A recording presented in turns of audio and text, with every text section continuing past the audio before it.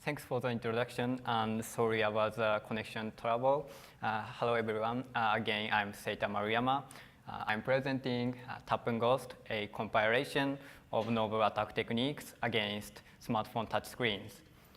This is joint work with Mr. Satohiro Wakabayashi and my supervisor, Professor Tatsuya Mori, Waseda University.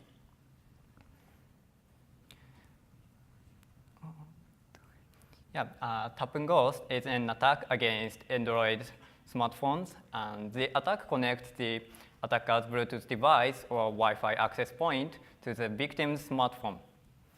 This attack consists of two techniques. The first one is an attack against NFC-enabled smartphones. The other one is an attack against capacitive touchscreens of smartphones. These techniques can be covertly embedded into common objects such as wood furniture. Now I'll explain how our attack works. This time we assume that the attacker implements the attack in a wooden table and puts that table somewhere in advance. In this table, an NFC card emulator and a metal sheet are embedded. When the victim puts their smartphone on the table, this NFC card emulator requests the smartphone to pair with the attacker's Bluetooth device. Then a dialog box pops up on the screen as shown in the slide. This dialog box says, "Are you sure you want to pair the Bluetooth device?" The victim will touch the no button because they don't know why this dialog box pops up, and they don't want to pair with unknown Bluetooth devices. However, using the metal sheet embedded in the table, the attacker conducts the attack against capacitive touchscreens. Then the attacker can scatter the false touch event, as shown by the orange circles in the slide, and make the device act as if the other button or yes button had been touched with a certain rate. So the victim's smartphone is paired with the attacker's Bluetooth device.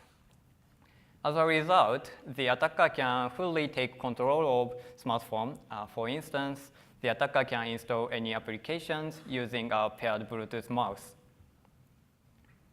And here is a short demo video.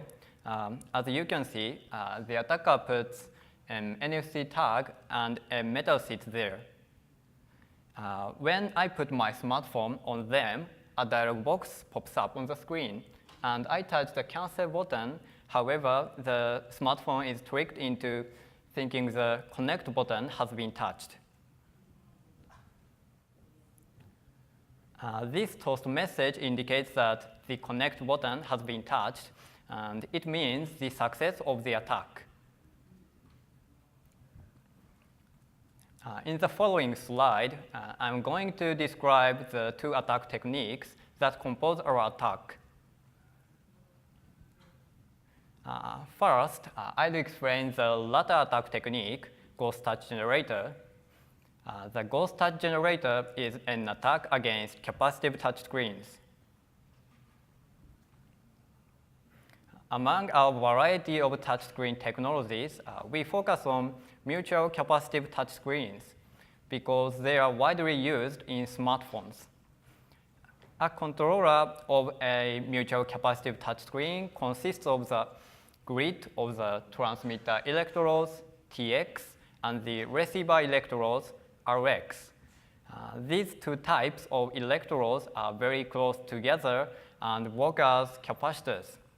So the alternating electric current from the TX electrodes flows into the RX electrodes. When a finger approaches the touchscreen, the finger also works as a capacitor, so some of the current also goes into the finger. Thus, the current that flows from TX to RX decreases. By measuring this current change, that touchscreen can sense finger touches. And here is what we did. As explained before, the touchscreen senses touches by measuring the electric current change at the RX electrodes. So if the attacker injects noise signals from the external metal sheet to the RX electrodes, the touchscreen detects touches at locations where no real touch is present. We named this technique Ghost Touch Generator. And yeah, this is a demo video of the Ghost Touch Generator. As you can see, the touchscreen works properly at first. However, after the attacker starts injecting noise, false touch events are scattered along the line where the real touch is present.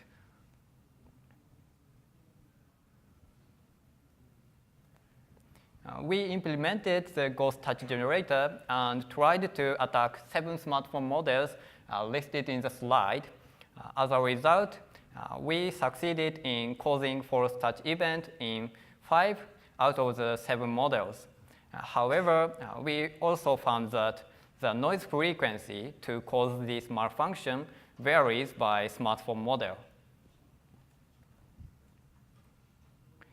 Here's a summary of the Ghost Touch Generator. This attack technique scatters false touch events on touch screens by injecting intentional noise signals. However, to mount the attacker needs to identify the victim's smartphone model in advance. And now, let me talk about the other technique. Before using the Ghost Touch Generator, the attacker employs the attack against NFC-enabled smartphones. This technique requests the victim's smartphone to connect to the attacker's device via NFC. Also, this technique enables to retrieve information which is indispensable to the Ghost Touch Generator, such as victim's smartphone model. So what is NFC? NFC is an abbreviation for near-field communication. Its communication range is less than 10 centimeters. Taking advantage of this short range, the NFC devices establish a connection just by bringing devices close to each other. NFC is used in various things, such as credit cards, smartphones, and smart posters. NFC-enabled Android smartphones always look around for nearby NFC devices. When the smartphone is held over an NFC tag, it performs various operations by reading the data recorded in the NFC tag, such as opening a website, connecting to a Wi-Fi access point, or pairing a Bluetooth device.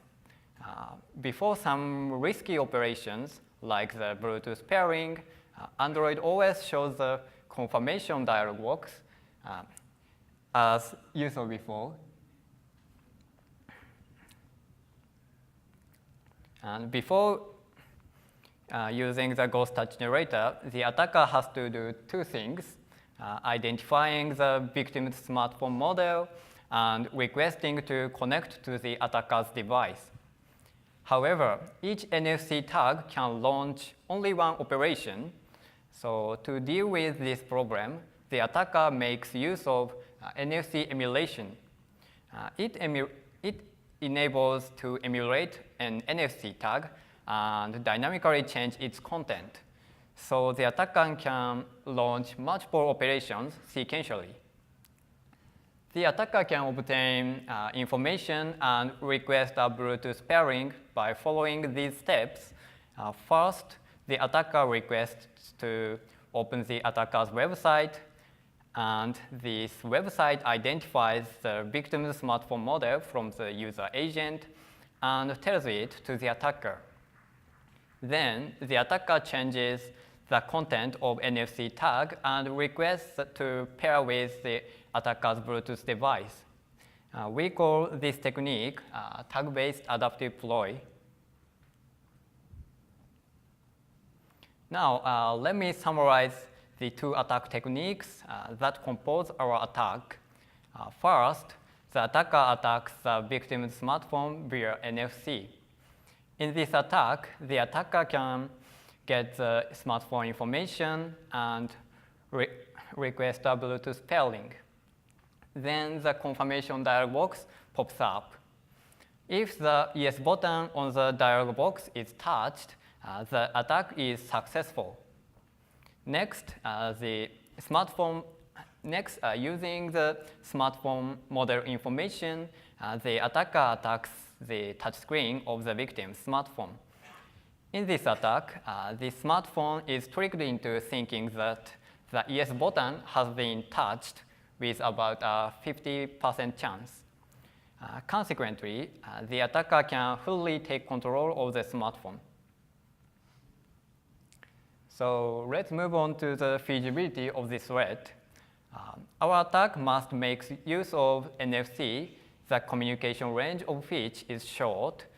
So the attacker also succeeds if the victim uses their smartphone near the tabletop in which the attacker has installed the attack device.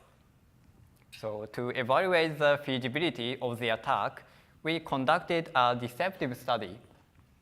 In the study, we asked 16 participants to sit at the malicious table without telling them, and investigated how often the victim's device came within the attack range. And the last picture shows the wood table that we used in the deceptive study, and the right figure shows the result of the study. These horizontal bars in the right figure represent the result for each participant, and the x-axis represents the time from when the participants sit at the table. So let's take a look at the top bar. The black part in the bar indicates the time when a participant was vulnerable to the attack. That is, when their smartphone was being unlocked and close enough to the table. To summarize the result, 15 out of the 16 participants presented several opportunities to be attacked within 15 minutes when they used their smartphone at the table. Based on the result of the user study, we evaluated the overall success probability of the attack, and we found that our attack has a 71% chance of success if we assume 30 people take a seat at the table, and the attacker can try the attack 3 times for each person. So we conclude that the threat of the tap and ghost is feasible. In our paper, we also proposed countermeasures. The first countermeasure is to add user approval processes. Before opening a website specified by an NFC tag, the Android OS should get the user's confirmation. Then the attacker wouldn't get information about the smartphone, so they wouldn't be able to conduct attacks against touchscreens. The other countermeasure is to detect the malfunction on touchscreens. The ghost touch generator generates false touches with characteristic spatial patterns, so identifying these patterns will help to prevent the attack. With the aid of JP-Search-CC, we shared the result of our study with several smartphone manufacturers, including Sony Ericsson, Fujitsu, and Sharp. With one of the manufacturers, we performed an additional experiment using their latest smartphone model and confirmed that the attack was successful on the device. And they are in the process of looking at a possible fix. In conclusion, tap and ghost is a new type of attack which exploits NFC and touchscreens. This attack connects the attacker's Bluetooth device or Wi-Fi access point to the victim's smartphone. And we have confirmed the feasibility of the attack through user studies and have provided possible countermeasures. Thank you for your attention, and I'd be happy to take any questions.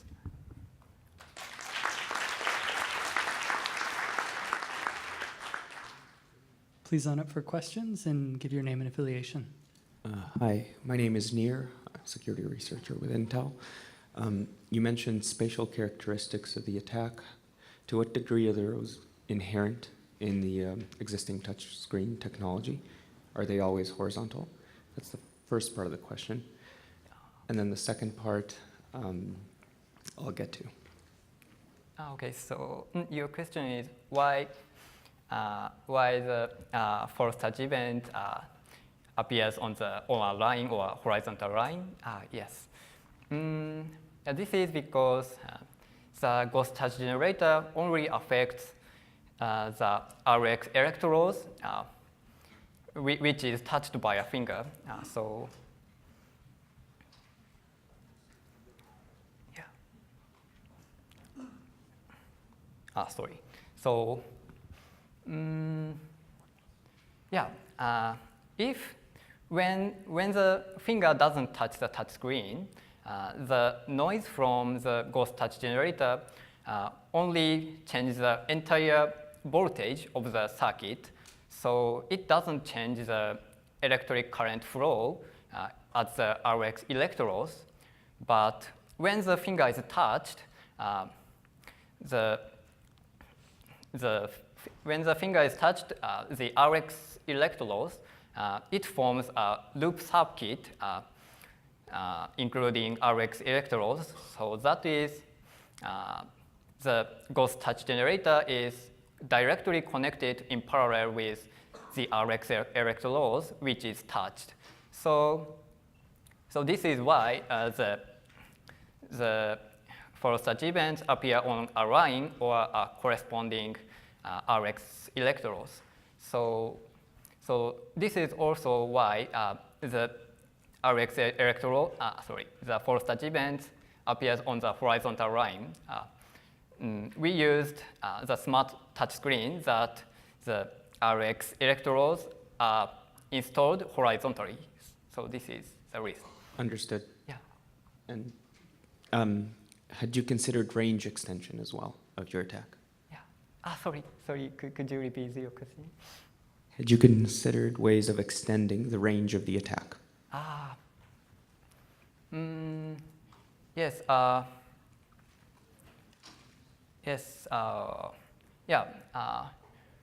We think this attack can be not only smartphones, but also other important devices which have touch screens, something like electronic voting machine or ATM or something like that. And nowadays, many devices have touch screens as a user interface. So we are seeking that the ghost touch generator can apply to these machines which have touch screens. Thank you. Defensively, I'm Hillary Orman, and I'm not from anywhere. Defensively, what would protect the user? How much distance, a kind of case, a stack of napkins? What would work? Yes. In this attack, the ghost touch generator attack range is longer than the NFC communication range. So, to prevent the attack, the users don't their smartphone close to the table, or that is longer than the NFC communication range. And NFC communication range is about 4 centimeters. So if the victim hold their smartphone away longer than 4 centimeters, they are safe.